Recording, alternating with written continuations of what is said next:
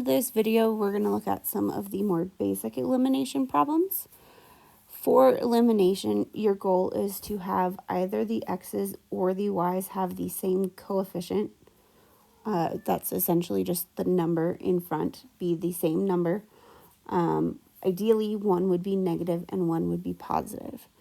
And so looking at this first one, both of the x's have nothing in front, which really means that there's an imaginary 1 in front.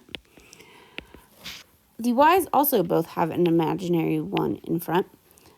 But the nice thing about this one is if I were to add the y's, 1y plus negative 1y, those are going to cancel.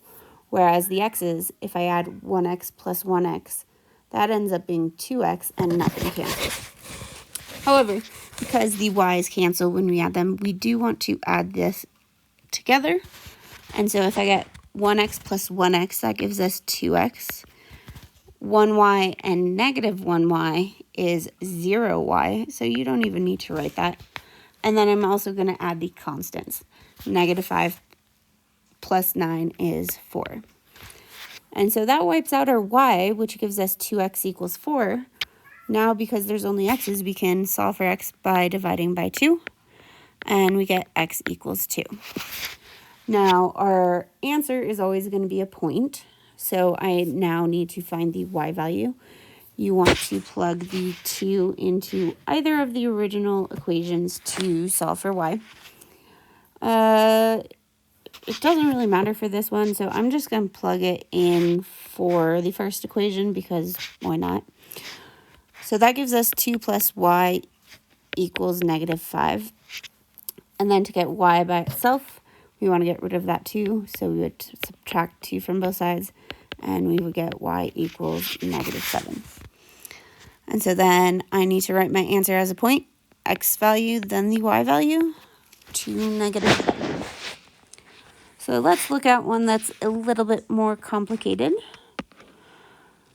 This one initially looks just about the same because the x's both have an imaginary coefficient of 1. The y's do not have the same number in front. So let's think about this. If I were to add 1x plus 1x, do the x's cancel? No, 1 plus 1 is 2. If I were to add the y's, negative 1 plus negative 6 is negative 7. So the y's don't cancel either. So what do we do? Well, if I were to subtract 1x minus 1x, then that would cancel. So we're going to subtract that bottom equation. Now, when we're doing that, 1x minus 1x, that cancels out. For the y, negative y minus negative 6y. Oof, that's a lot of negatives. If we're looking at that, negative times a negative is positive, so that gives us negative y plus 6y, and that gives us 5y. Then I have to add the constants, so that gives us negative 10 minus negative 25. And so same kind of thing, negative times a negative is a positive, so then that gives us negative 10 plus 25, which is 15.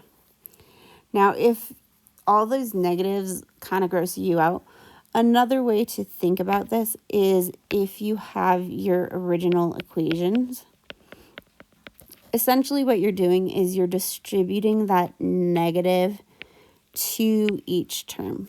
Kind of like you're multiplying by negative 1. And so then that would give you negative x. Negative times a negative 6y would give you a positive 6y. And negative times negative 25 would give positive 25. And then you're just going to be adding from there. Same thing. So it's kind of up to you. If you're good at subtracting negatives, then you don't have to worry. So then, once you have 5y equals 15, you want to get y by itself, so divide by 5, and we get y equals 3.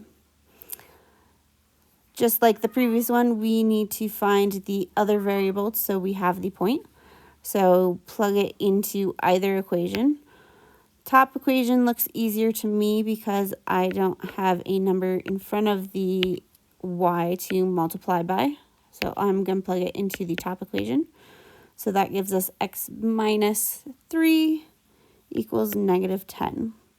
And then to get x by itself, I need to get rid of the minus 3, so I need to add 3. And negative 10 plus 3 is negative 7. And then final step, write the answer as a point. X value, then the y value. So negative 7, 3. Hope this helps.